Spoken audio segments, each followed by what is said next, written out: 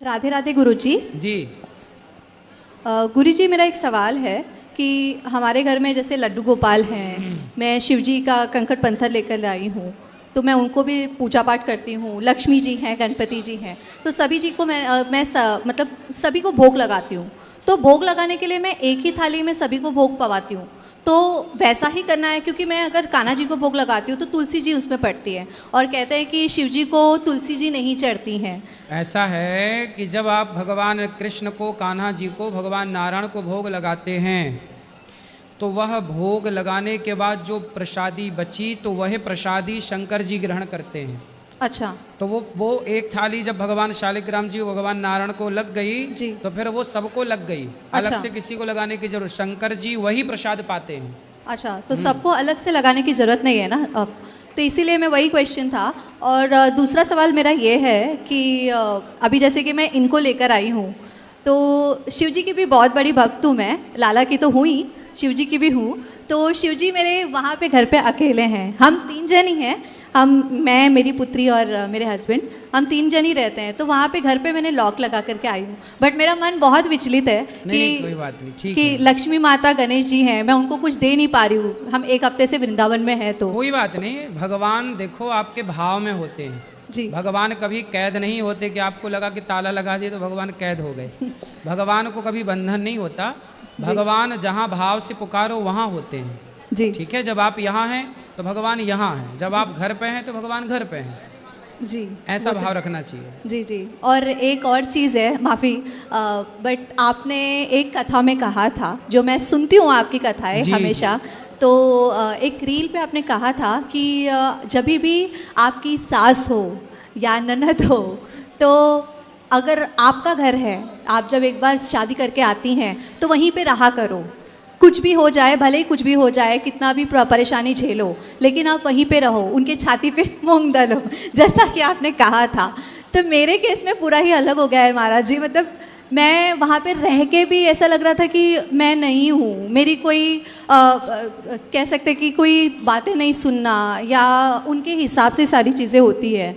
जो मेरी ननद कह देती है वही चीज़ें वो मेरी माता जी करती है, मेरी सास करती हैं। तो उस केस में मुझे क्या करना चाहिए? मैं बहुत ही उस चीज़ तो को लेकर परेशान। ननद की अभी तक शादी नहीं हुई? जी नहीं महाराज जी, वो भी मेरे सेम एज की ही है। फटाफट उसकी शादी कराओ। वो कर ही नहीं रही है ना महाराज जी, वही तो दिक्कत है। तो वो साधु बनाओ, फिर भेजो वृंदावन। जाओ सन्यास लो, घर में काहे खकल रही हो सबको।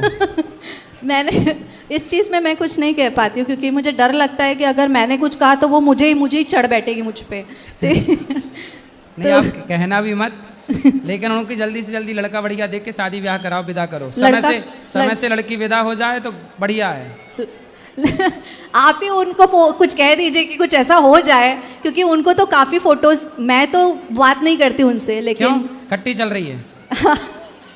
काफ़ी कुछ उथल पुथल हो चुका है महाराज जी। तो सासू माँ से भी हो चुका है उसी के चक्कर में, लेकिन मेरा मन नहीं मानता महाराज जी।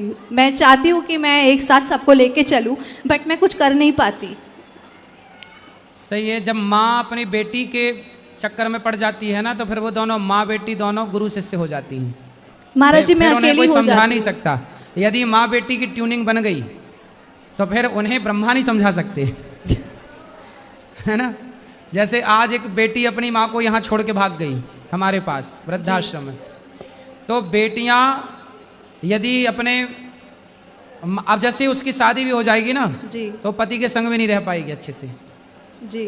क्योंकि वो जहाँ माँ और बेटी की ट्यूनिंग बैठी, फिर वहाँ वो 2 परिवार बिगड़ते ही बिगड़ते हैं। अभी एक्चुअली वो कमा रही है ना महाराज जी, तो उन्हें ऐसा लगता है कि मेरी बेटी कमा रही है तो वो मेरा घर देख लेगी। अच्छा, तो इसलिए माँ शादी नहीं कर रही है? नहीं कर कि शादी करेंगी तो पैसा चला जाएगा। और वो रुकती भी है ना महाराज जी, उनको फोटो दिखाया जाता है, बट वो सारे लड़कों को मना कर देती है। सारे लड़कों को कई फोटोज दिखाए गए हैं मेरे रिश्तेदारों में, लेकिन वो पसंद ही नहीं करती किसी को। अच्छा है वो लड़के बच ही रहे बेचारी से, भला है उन लड़कों का, बच गए। तो उस केस में क्या करना चाहिए महाराज जी? बस बचने दो, लड़कों को ना मारो ना मरवाओ। तो मैं अभी जीने वहाँ दो। से अलग रहती हूँ महाराज जी। हाँ, आप अलग ही रहो बिल्कुल। क्योंकि बहुत दिक्कत हो गई थी महाराज जी इस वजह से। तो मैंने कुछ गलत तो नहीं किया? क्योंकि नहीं, मैं अलग रहो। तो आपकी सास आपसे बात नहीं करती?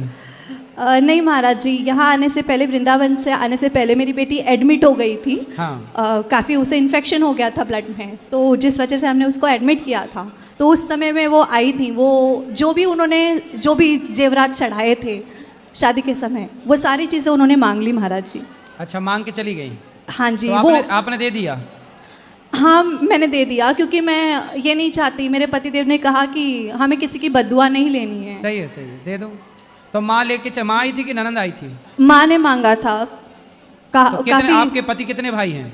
2 भाई हैं महाराज तो जी। उनके पास एक भाई रहते हैं माँ के नहीं, हम ही रहते थे महाराज जी उनके साथ। तो दोनों भाई अलग, केवल माँ बेटी रहती हैं? जी, और उनके हस्बैंड, मेरे ससुर जी। अच्छा, देखो ये होता है, स्त्रियां अपनी बेटी के पक्ष में अपने बेटों से बिगाड़ लेती है। बहुत सारा केस है ये, एक पहला ऐसा नहीं है।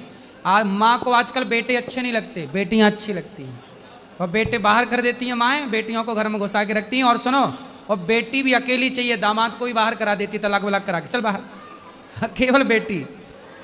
ये है, ये बहुत सारे केस हैं ये माएँ। इसलिए तो कहते हैं भारत में जितने भी तलाक होते हैं 90% लड़की की माँ की गलती से होते हैं। लड़की की जो माँ है वो आजकल मंथरा का पूरा रोल निभा रही है। बट महाराज जी सब कहते हैं ना कि बहू खराब होती है, बहू खराब होती है। बहुएं खराब नहीं होती, लेकिन एक समय ऐसा भी आता है कि बहुओं को भी बोलना पड़ता है महाराज जी। जब तक हम ना बोले तो ऐसा लगता है कि नहीं, ये गलत है, गलत है। वही तो, नहीं बोले तो पाकिस्तान चढ़े जा रहा था, बोले तो टुप ही टाप हो गया। बोलना पड़ता है जी, तो ये मैंने गलत तो नहीं किया ना?